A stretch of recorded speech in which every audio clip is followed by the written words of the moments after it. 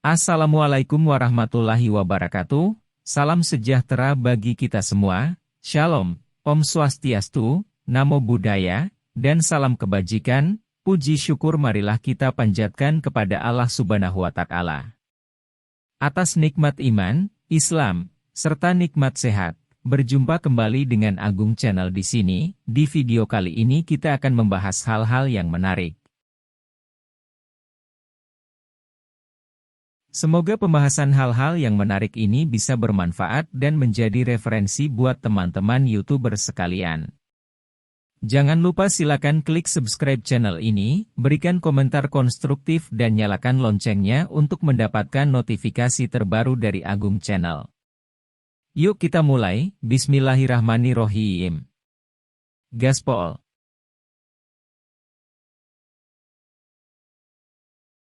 Pada pertemuan kali ini Agung Channel akan berbagi mengenai sosok Umar bin Khattab yang terkenal bersahaja. Umar bin Khattab memulai kepemimpinannya pada tahun 634 setelah masa kekhalifahan Abu Bakar Ash-Shiddiq berakhir. Selama memimpin, Umar mendapat julukan Amir al-Mukminin atau pemimpin orang beriman sekaligus menjadi orang pertama dengan gelar tersebut. Umar bin Khattab merupakan salah satu sahabat Nabi Muhammad SAW yang termasuk dalam kelompok Khulafaur Rasyidin. Khulafaur Rasyidin sendiri bermakna 4 orang khalifah yang dipercaya oleh umat Islam sebagai penerus kepemimpinan Nabi Muhammad SAW setelah beliau wafat. 4 orang khalifah tersebut terdiri dari 4 sahabat Rasul yang salah satunya adalah Umar bin Khattab. Sebelumnya, Umar bin Khattab sangat memusuhi Islam yang dibawa oleh Nabi Muhammad SAW. Gencar menghalangi dakwah, hingga sangat berniat untuk membunuh Nabi dan pengikut-pengikutnya. Untuk itu, ada salah satu kisah dari Umar bin Khattab dalam kepemimpinan yang bisa disimak Muslim untuk diteladani. Umar bin Khattab, pemimpin yang bersahaja dan mengagumkan. Suatu hari, Nabi Muhammad SAW bersabda, sambil menunjuk kepada Umar, "Ini adalah gembok pengunci fitnah. Ia akan menjadi gembok yang mencegah fitnah, perpecahan di antara kalian, selama ia masih hidup di tengah-tengah kalian." Hadis riwayat Al-Bazzar dari Qudamah bin Maz'un. Ia biasa dipanggil Umar. Ayahnya bernama Al-Khattab. Lahir di Mekah 13 tahun setelah tahun gajah. Ia termasuk keluarga elit yang sangat dihormati di kalangan suku Quraisy. Awalnya, Umar termasuk orang yang paling memusuhi Islam. Namun setelah masuk Islam pada tahun ke-6 kenabian, ia menjadi salah satu yang paling membela kekuatan Islam. Dengan masuk Islamnya Umar bin Khattab, Allah telah menjawab doa yang telah dipanjatkan Rasulullah SAW 2 hari sebelumnya. Ya Allah, kuatkanlah Islam dengan Umar bin Khattab atau Amr bin Hisham, yakni Abu Jahal. Umar bin Khattab dikenal sebagai orang yang sangat pemberani demi kebenaran dan keyakinan. Ia mengikuti semua peperangan bersama Rasulullah SAW. Keberanian Umar tercermin ketika ia mengabarkan keislamannya kepada setiap tokoh Quraisy. Pada saat orang-orang sedang berkumpul di Hijr Ismail dekat Ka'bah, Umar mengabarkan keislamannya kepada mereka. Mereka spontan marah dan mengeroyok sambil memukuli Umar, hingga terjadi keributan besar. Ketika Umar akan hijrah, ia membawa busur panah, kemudian pergi tawaf mengelilingi Ka'bah 7 kali. Lalu Umar dengan terang-terangan mendatangi kelompok-kelompok orang Quraisy seraya berkata, "Wahai wajah-wajah kusam, barang siapa ingin ibunya kehilangan anak, anaknya menjadi yatim, dan istrinya menjadi janda, temui aku di belakang lembah." Dan tak seorang pun berani mengikutinya. Umar bin Khattab juga dikenal sebagai orang yang sangat lembut hatinya, sangat berhati-hati dalam tindakannya. Abdullah bin Abbas menjawab pertanyaan tentang siapa Umar bin Khattab. Ia laksana burung yang terbang dengan sangat hati-hati.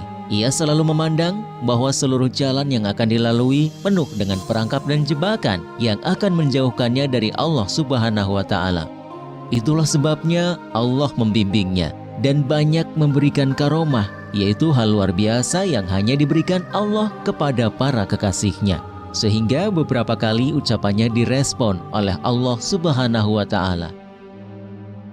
Di antara karomah Umar bin Khattab yang diberikan oleh Allah Subhanahu wa Ta'ala kepadanya, yaitu pada suatu hari ia mengirimkan pasukan perang yang dipimpin oleh Sariyah. Setelah sekian lama pengiriman pasukan, ketika sedang menyampaikan khutbah Jumat di Masjid Nabawi di Madinah, tiba-tiba Umar berkata, "Hai Sariyah, ke gunung, ke gunung, ke gunung." Hadirin yang di dalam masjid pun saling berpandangan dan merasa heran. Berselang 1 bulan, datanglah seorang utusan Sariyah menyampaikan surat kepada Umar bin Khattab. Ia menceritakan bahwa pasukan Islam saat itu sedang terdesak di dekat gunung di daerah Nahawan, sebuah tempat yang jauh dari Madinah, dan mendengar seruan Khalifah Umar radhiyallahu anhu. Lalu kami berlindung di gunung, dan Allah memenangkan kami atas musuh-musuh kami.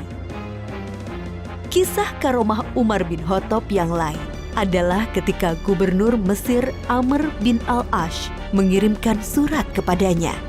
Amr bin Al-Ash telah menghapus kebiasaan orang-orang Mesir yang mengorbankan seorang gadis untuk Sungai Nil.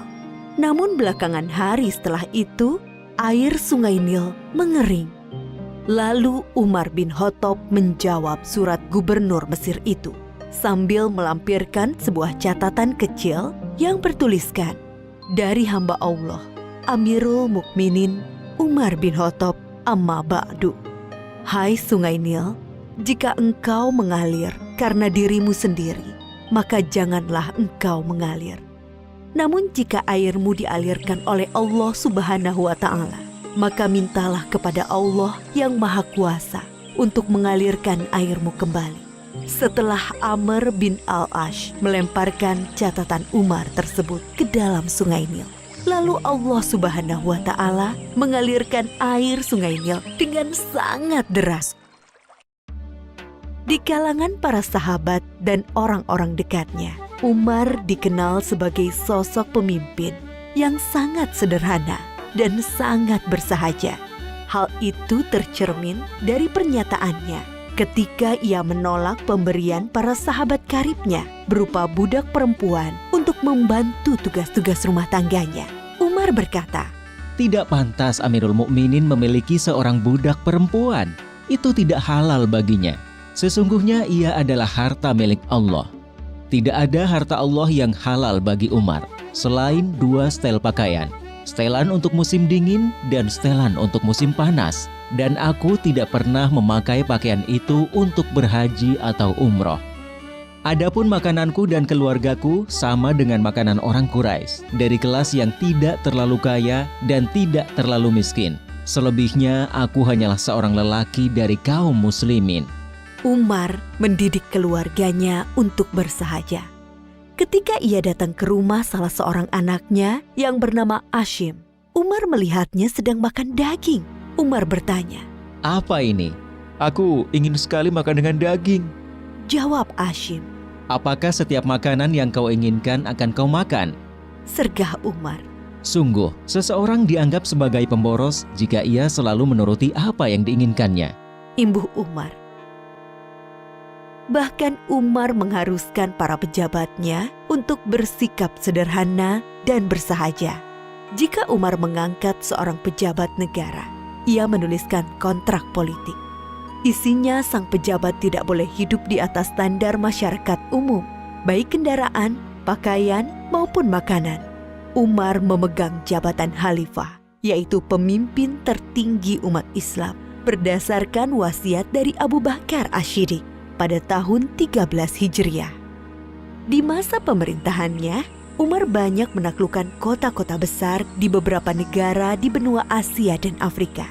seperti kota Himsyum, Aleppo, Antokia di Suriah, Basrah, dan Kufah di Irak, Tobariyah di Yordania, dan beberapa kota lainnya di Mesir, Libya, dan Maroko. Jasa-jasa Umar bin Khattab untuk kaum muslimin sangat banyak. Ia telah menetapkan dan menuliskan penanggalan Islam yang kita kenal sekarang dengan penanggalan Hijriah. Ia juga yang mendirikan Baitul Mal, yaitu lembaga tempat pengumpulan dana-dana kas negara. Umar membangun kota-kota besar seperti Kufah, Basrah, Jazirah, Syam, Mausil, dan mengangkat para hakim di sana, serta melengkapinya dengan kantor-kantor administrasi. Umar bin Khattab juga dikenal sebagai pribadi yang sangat adil dan teliti, sangat takut melakukan kezoliman sekecil apapun. Umar pernah mengatakan, Sesungguhnya aku menempatkan diriku terhadap harta milik Allah, harta Baitul Mal, laksana posisi wali anak yatim terhadap harta anak yatim. Sejauh kemampuanku, aku akan menahan diri dari memakan harta milik Allah. Namun jika aku sangat membutuhkannya, aku akan memakannya dengan cara yang patut. Jika aku sudah mampu, aku akan bayarkan kembali apa yang aku makan itu.